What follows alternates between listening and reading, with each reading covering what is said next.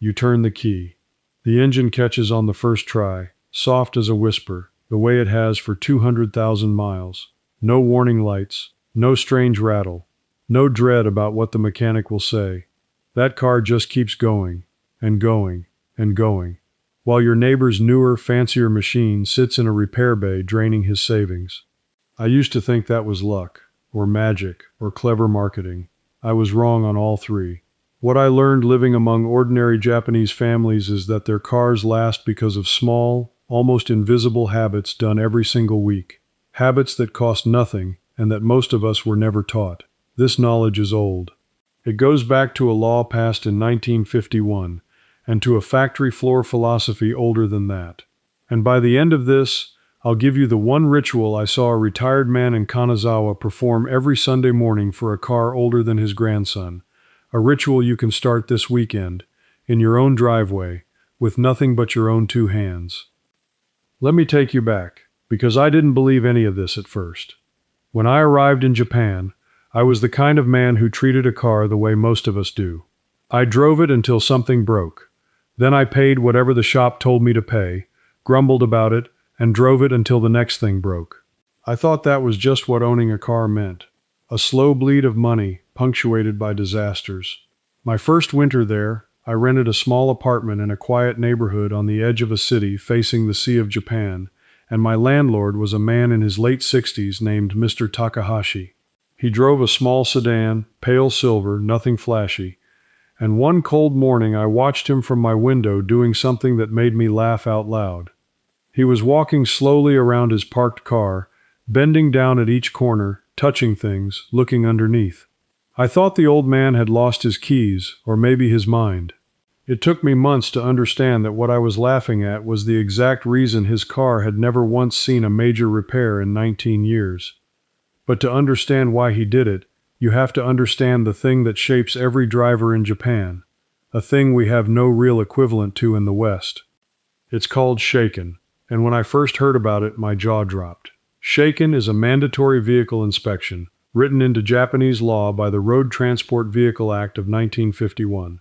Every private car in Japan must pass it. A brand new car gets its first inspection after 3 years. After that, every single car must be inspected every 2 years, without exception, for as long as it stays on the road. And this is not the quick glance and sticker inspection some of us know. This is a brutal, thorough examination. They check the brakes, the emissions, the alignment, the suspension, the underbody, the lights, the exhaust, the steering, the fluid lines, dozens of points, measured against strict standards. If anything is worn beyond the limit, it must be repaired before the car is legal to drive again. And here is the number that stopped me cold. Passing shaken, with the repairs and taxes and fees rolled in, commonly costs a Japanese family somewhere between 100,000 and 200,000 yen. That's roughly $700 to $1,400 every 2 years. Some pay more. Now think about what that does to a person's mind. If you know that in 2 years a strict inspector is going to put your car up on a lift and measure everything, you do not wait for things to break. You cannot afford to. You start paying attention to the small things long before they become big things. The entire culture of car care in Japan is shaped by this rhythm of anticipation. They are always looking 2 years ahead. So when I watched Mr. Takahashi circling his car in the cold, he wasn't being eccentric. He was doing what an entire nation had been quietly trained to do for over 70 years. He was catching the small thing while it was still small. Therefore, the question that started eating at me was this: if the habit is so simple, and it works so well, why did the rest of us never learn it? Why do we drive until we break?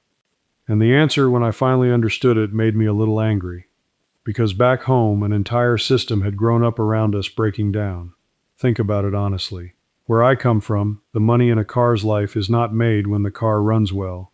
It's made when the car runs badly.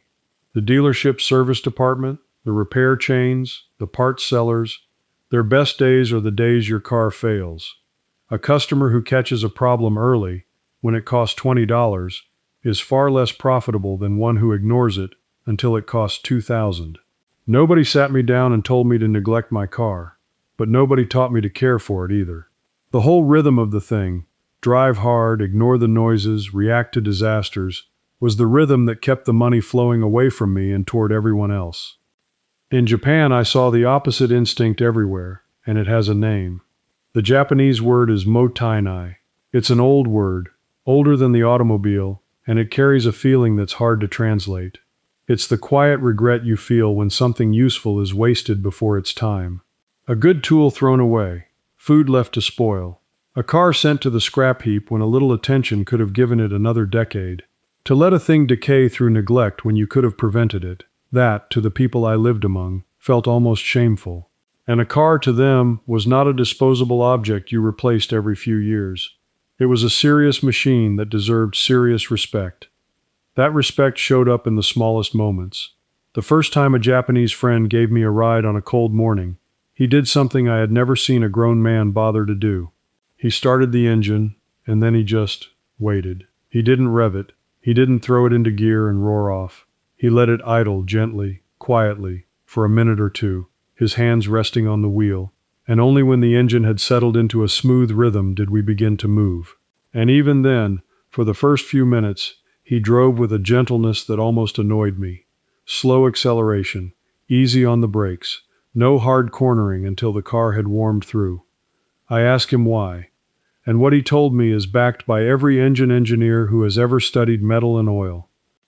When an engine is cold, the oil inside it has drained down and thickened overnight. It is sitting in the pan, not up in the moving parts where it's needed.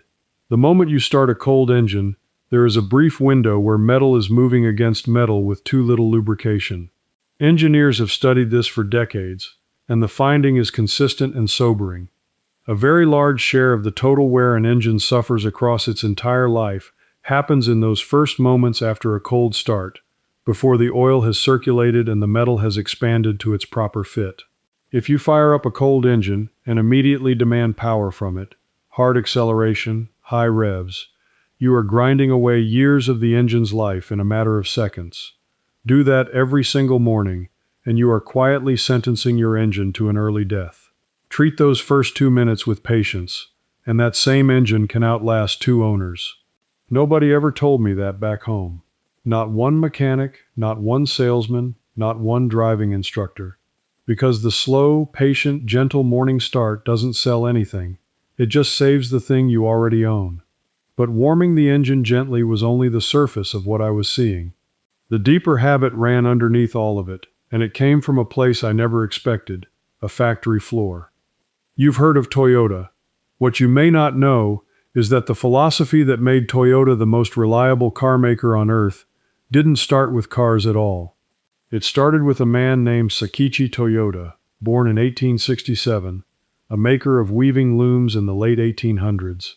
He built automatic looms with a revolutionary idea inside them, a loom that would stop itself the instant a single thread broke, not run on and ruin the cloth. Stop, immediately. At the first tiny fault, his son Kiichiro carried that thinking into the automobile company, and out of it grew the ideas the whole world now studies. One is a word you may have heard, kaizen, meaning continuous small improvement, tiny fixes made constantly, rather than giant repairs made rarely. The other is the practice of genchi genbutsu, which means, roughly, go and see for yourself. Don't guess about the problem from your desk. Go to the actual place, look at the actual thing, with your own eyes. And here is what struck me like a bell. The ordinary families I lived among ran their cars by exactly these 2 principles, whether or not they had ever set foot in a factory. Kaizen, the constant tiny fix. Genchi genbutsu, go and look at the car yourself, with your own eyes, before anything goes wrong. Mr. Takahashi, walking around his silver sedan every week, was performing genchi genbutsu in his own driveway. He was going to see for himself. A loom that stops at the first broken thread. A man who catches the leak at the first single drop. The West got the shiny products of this thinking. We bought the reliable cars, but we somehow never imported the daily habits that the thinking was actually about. We got the loom and forgot the philosophy that made it stop. Now, I know exactly what some of you are thinking right now. I can hear it, because I thought it too. You're thinking this is fine for people who live in Japan, with their strict inspections and their tidy driveways, and their whole culture built around it, but it can't possibly apply to me, in my life, with my car, in my country. Maybe you think you're too old to start fussing over an engine. Maybe you think you're not mechanical, that you wouldn't know a drop of oil from a drop of water. So this next part is for you, especially for you, because everything I'm about to describe, I have done myself, with no tools, no training, and no special anything. And it has kept my own car healthy for years now, right here at home. Here is the first habit, and it is the one I laughed at Mr. Takahashi for. Once a week, before you drive anywhere, walk slowly all the way around your parked car. That's it to begin with. Just look. Look at each tire. Is one sitting lower than the others? A tire slowly losing air will wear out early and can quietly ruin your fuel economy and your handling. And you'll catch it weeks before it becomes a roadside emergency, simply because you looked. Look underneath the car at the ground where it's been parked. This one habit alone is worth more than I can tell you. If you always park in roughly the same spot, you learn what a clean, dry patch of ground under your car looks like. So the morning a small dark spot appears, you notice it instantly. That spot is your engine or your transmission telling you something, in the gentlest possible voice, while the repair is still small and cheap.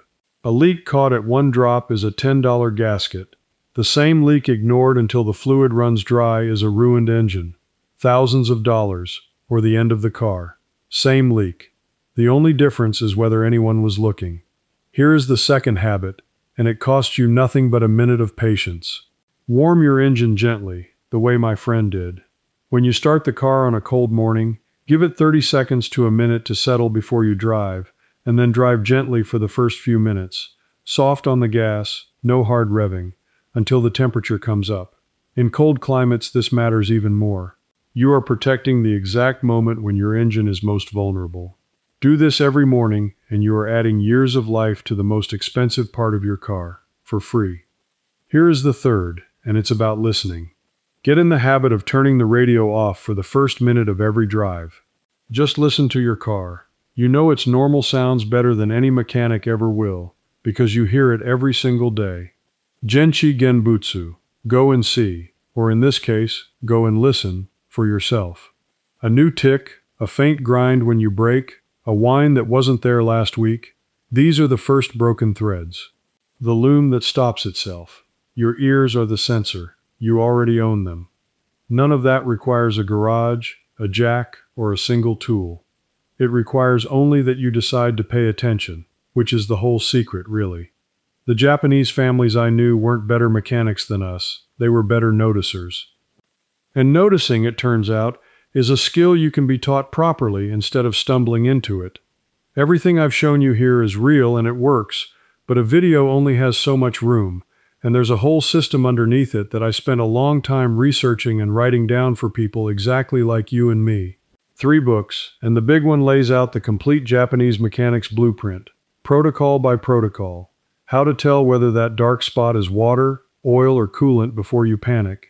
Why the fluid you're using matters more than the interval on your windshield sticker. What premium fuel actually does and does not do for your engine. Which models mechanics quietly refuse to own. And the hidden functions already built into your car that 99 out of 100 owners never touch. No tools, no garage, no experience.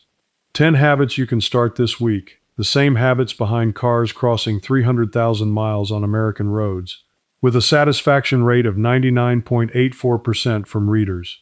Plenty of them men in their 60s and 70s who'd never opened a hood. If you want the complete collection, scan the QR code right there on your screen, link in the description, pinned comment. Get the books and stop paying for surprises. Now, the noticing has one more layer, and I learned it standing in a small garage watching a man clean. And that brings me to the thing I saw a mechanic do that changed how I understood the entire idea of a repair. Therefore, let me tell you about the small independent garage near where I lived, and the old mechanic who ran it. In the West, when I took my car in, the goal always felt like it was to find something to replace. Parts in, parts out, money changes hands. But in this little garage, the old man's first move, always, was to clean. Before he diagnosed anything, he would wipe an area down until it was spotless. And I finally understood why. A clean engine bay is a diagnostic tool. On a clean surface, a new leak shows up immediately as a fresh mark against the clean metal. On a filthy, grease-caked engine, that same leak hides in the muck for months until it becomes a catastrophe. This is why you see such fanatical cleanliness around Japanese cars and workshops. It isn't vanity. Clean is how you can see. Dirt is where problems hide and grow in the dark. He taught me something else that day, something that reframed the whole idea of maintenance schedules. Back home, I always treated the numbers in the owner's manual as the goal to hit, change the oil at whatever mile it says, and not a moment sooner, because why spend the money early? He shook his head at that. The manual number, he explained, is often the longest you can safely wait under ideal conditions. But almost nobody drives under ideal conditions. Short trips where the engine never fully warms, stop-and-go traffic, cold winters, dusty summers, all of that is what the manuals quietly call severe driving, and it describes how most of us actually live. Under those real conditions, oil breaks down faster and gets dirty sooner. The families I knew changed their oil earlier and more often than the manual demanded, and they saw it not as wasted money but as the cheapest insurance on earth. A single oil change is a small, known cost. A worn-out engine from years of tired, dirty oil is a catastrophic, unknown one. They were trading a small, certain expense to avoid a huge, uncertain one. That is the entire logic of Japanese car care in one sentence. But even this, the cleaning, the early oil, the walk-around, the gentle warm-up, even all of this was leading me toward the one habit I now believe is the true heart of the whole thing. The habit I promised you at the start. The one I watched a retired man perform every Sunday morning like a quiet ritual. Because here is what I finally understood about Mr. Takahashi and his 19-year-old silver sedan. He kept a notebook. The first time I saw it, I didn't understand what I was looking at. After his Sunday walk-around, he would sit in the driver's seat with the door open and write in a small, worn booklet kept in the glove box. And when he saw me watching, he waved me over and showed me, page after page, going back years. Every oil change, with the date and the exact mileage. Every tire rotation. The day he noticed a wiper starting to streak and the day he replaced it. The morning he heard a faint new sound and what it turned out to be. The date he topped up each fluid. 19 years of a car's entire life, written down in a man's own hand. Now, this is not something he invented. This is where the buried history comes back. Remember that inspection law from 1951, the Road Transport Vehicle Act? That same body of law, and the culture built around it, established the idea of the Nichijo Tenken, the daily or routine self-inspection, and the maintenance record book that a careful owner keeps alongside it. Commercial drivers in Japan are legally required to perform and record daily checks before operating their vehicles. Ordinary families absorbed a gentler version of the same discipline.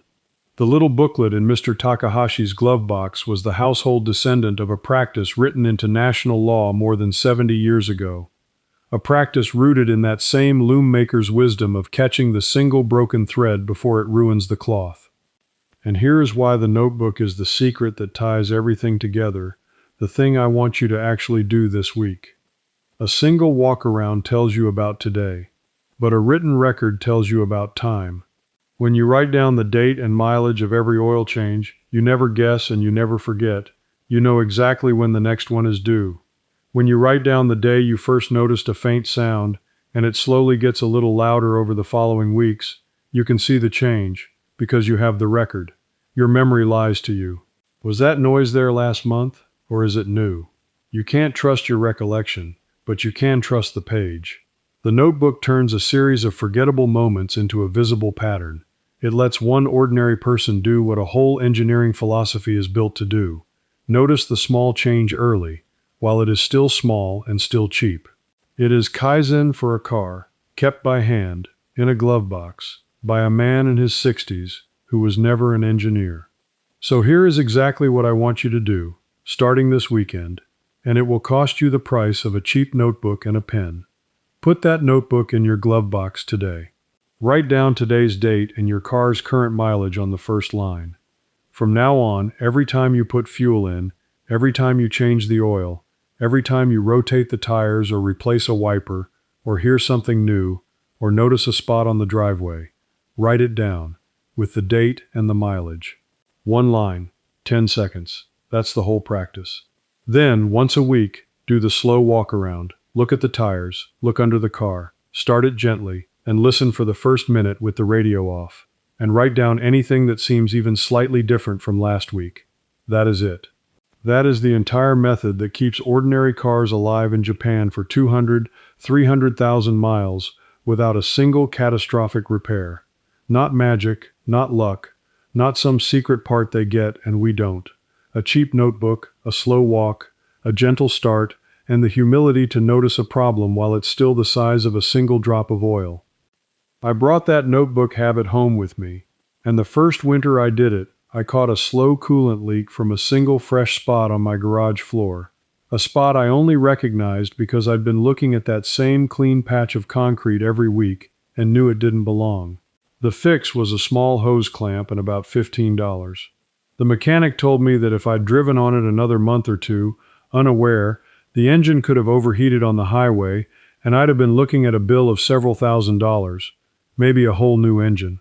$15 against several thousand. The only difference between those two futures was a man standing in his own garage looking at the floor because a retired stranger in Kanazawa taught him to. That is what I recovered over there. Not a trick, but a way of seeing. The understanding that the expensive repair is almost never the beginning of the problem. It is the end of a problem that whispered to you for weeks or months while nobody was listening. The Japanese families I knew simply decided to listen. And in listening, they quietly opted out of the entire cycle of dread and drain that I had always assumed was just the price of owning a car. You are the kind of person who suspected this all along, that the complicated, expensive version of things was never the only version, and maybe never the honest one. That somewhere underneath all the noise, the real answer was something simpler and older, something a careful person could just do, if only someone would show them how. You were right. It was buried. But you were right. So let me leave you with a question, and I truly want you to answer it. When was the last time you got out of your car and actually walked all the way around it and looked underneath, before something forced you to? Tell me in the comments. Tell me if you can even remember. And if you start the notebook this week, come back and tell me the very first thing you wrote on that first line. I read them, and I want to know. If any part of this reached you, stay with me. Because this channel is a small gathering of people quietly digging up the honest, simple knowledge the modern world sold off and told us to forget. And there is far more of it than one car. Next time, I want to show you the reason the tatami mat rooms I slept in stayed cooler in summer and warmer in winter than any modern apartment I've rented since. An old building trick, hidden in the floor itself, that costs almost nothing to bring into your own home. It kept me comfortable through a Japanese summer with barely any air conditioning, and I still can't believe we ever let it slip away. Before you go, let me tell you where this leads. Inside my membership, I continue this video, the full weekly walk-around ritual, corner by corner, so you can do it yourself. And you can ask me your own questions, and a real person, me, answers you myself. Folks like you belong here in the Quiet Wisdom Circle. Just point your phone's camera at the code on the screen. Cancel anytime with one click. Come join us. Now there's one small part under your hood that, when kept clean, stops that annoying shake when your car sits still. I'll show you exactly how, right here. Let's take a look together.